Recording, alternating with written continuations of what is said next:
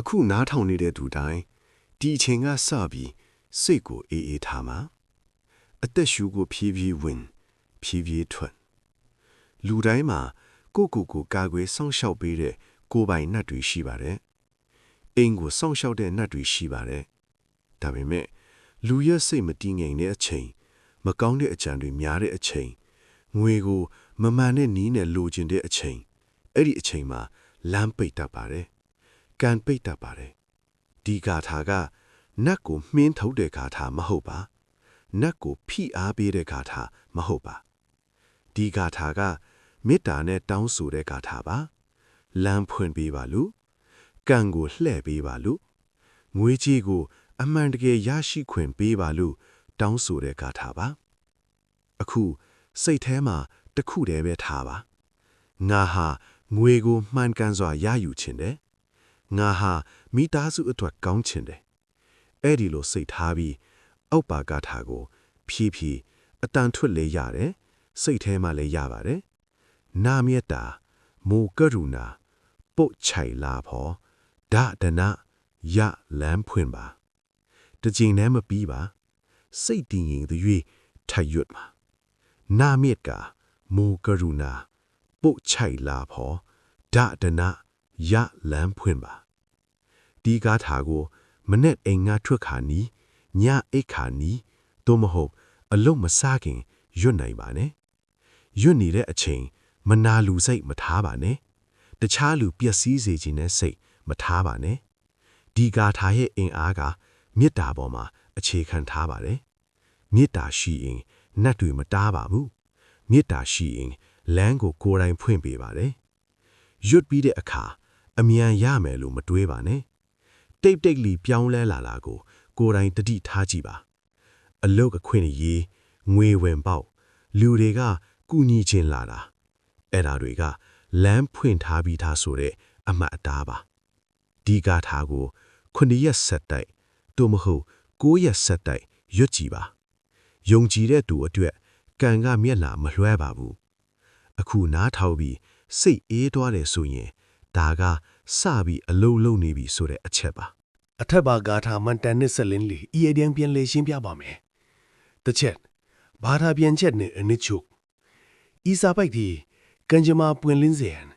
ချမ်းသာကြွယ်ဝမှုရောက်ရှိစေရန်နဲ့ဘဝလမ်းကြောင်းဖွင့်ပေးရန်ရည်ရွယ်သည့်မြမဘာသာဂါထာမှန်တန်တပုတ်ဤရွတ်ဖတ်နီလန်းညွန်ချက်ကိုဖော်ပြထားပါတယ်ယင်းတွေအဓိကအချက်ပြမှာအခြေခံစိတ်ထားမေတ္တာကရုဏာကိုအခြေခံပြီးတောင်းဆိုခြင်းမနာလိုဝင်တိုစိတ်ကင်းရမည်ရည်မှန်းချက်မှန်ကန်သောနီလန်းညင်ငွေချေးရရှိရန်မိသားစုအတွက်ကောင်းကျိုးပြုရန်ရွတ်ဖတ်နီစိတ်တည်ငြိမ်စွာဖြင့်နာမေတ္တာမို့ကင်ကူနာပုတ်ချိုက်လာပေါ်ဒါဒနာရလန်းခွင့်ပါဟုထက်ခါတလဲရွတ်ဖတ်ရန်အချိန်ကာလမနစ်အိမ်မတ်ဖတ်ခါနီညအိယာဝင်ခါနီတို့မဟုတ်အလုံးစတင်မိအချိန်9ရက်တို့မဟုတ်9ရက်ဆက်တိုက်ရွတ်ဖတ်ကြည့်ရန်တရားမှုစိတ်အေးချမ်းမှုကိုစတင်ခံစားနေပြီဆိုလျင်အလုတ်လုတ်နေပြီဟုယူဆနိုင်ပါတယ်လမ်းကြောင်းဖွင့်လာခြင်းဤအမတ်တောင်းညမှာအလုတ်အခွင့်လန်းငွေကြေးအခွင့်အရေးများပေါ်ပေါက်လာခြင်းစသည်တို့ဖြစ်ပါတယ်နှစ်ချက်အရေးမြင့်နှင့်စီမံမှုဆိုင်ရာတတိပြုမိအချက်ဤဂါထာများသည်မြမယဉ်ကျေးမှုနှင့်ရိုးရာယုံကြည်မှုများမှာအစဉ်အနာရှိတော်လေအရေးမြင့်ဤဂါထာသည်ဗုဒ္ဓဘာသာပိဋကတ်စာပေမှာတန်ရှင်းသည့်ပါဠိတော်ဂါထာမဟုတ်နိုင်ပါဘူးယင်းပြီးဒေတာဆိုင်ရာယုံကြည်မှု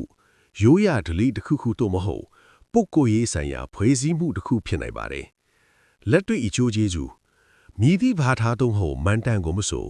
ငွေကြေးဖြစ်သနာများကိုချက်ချင်းဖြည့်ရှင်းပေးနိုင်သည့်လျှို့ဝှက်နီလန့်အဖြစ်ကတိပေးနေပါကတတိထားရန်အလွန်အရေးကြီးပါတယ်ဘန္နာလုံကျုံမိုဒရတ်ဤဂါထာကိုတင်ကြားပို့ချသူဆရာကတင်းဤဘန်အကောင့်အချက်လက်များတို့မဟုတ်စကားဝတ်များကိုပေးရန်တောင်းဆိုပါကယင်းသည်စင်ချီပြေးချက်တစ်ခုသာဖြစ်နိုင်ပြီးတင်းဤဘန္နာလုံကျုံမှုအတွက်အကြီးမားသောအန္တရာယ်ဖြစ်စေနိုင်ပါတယ်ဗုဒ္ဓဘာသာတရားတော်ရဲ့မူလအချက်ဗုဒ္ဓဘာသာရဲ့မူလတရားတော်သည်ကမ္မတကဥဒံလုတ်တိအချိုးကိုခံစားရခြင်းနှင့်မေတ္တာသစ္စာဝရိယပညာတို့ဖြင့်ကိုယ်တိုင်ကြိုးစားအားထုတ်ရန်ဖြစ်ပါတယ်ဂါထာရွတ်ခြင်းသည် စိတ်ကိုအာယုံစူးစိုက်ရန်နှင့်ရည်မှန်းချက်ကိုအားပေးရန်နီးလန်းတစ်ခုဖြစ်တော်လဲကောင်းသောအကျိုးကျေးဇူးများအတွက်ကိုယ်တိုင်ကောင်းမှုပြုခြင်း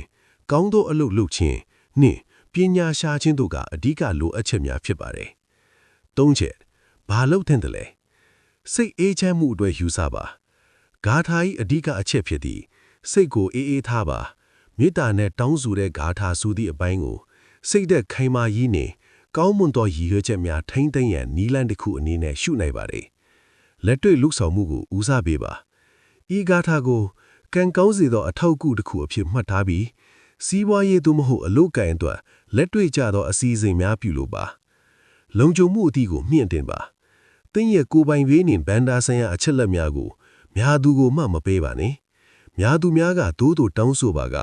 သူတို့ရဲ့ရည်ရွယ်ချက်နှင့်သင်ပိုင်ဆိုင်မှုများအတွက်အကြီးမားသောစိုးရိမ်စရာဖြစ်ပါတယ်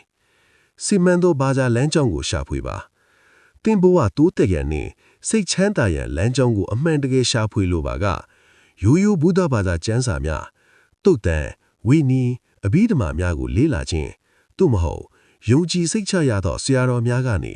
တရားဓမ္မနာယူခြင်းများပြုလုပ်ရမည်ဖြစ်ပါတယ်အနှစ်ချုပ်အနေနဲ့ရောပါကဤဂါထာကိုစိတ်အေးချမ်းမှုရှာဖွေရန်နီလန်တစ်ခုအဖြစ်ကြည်နိုင်ပါတော့လေယင်းဤစင်မှန်မှုနှင့်လက်တွေ့အကျိုးသက်ရောက်မှုကိုချင်းသုံးသပ်ရမည်ဖြစ်ပြီး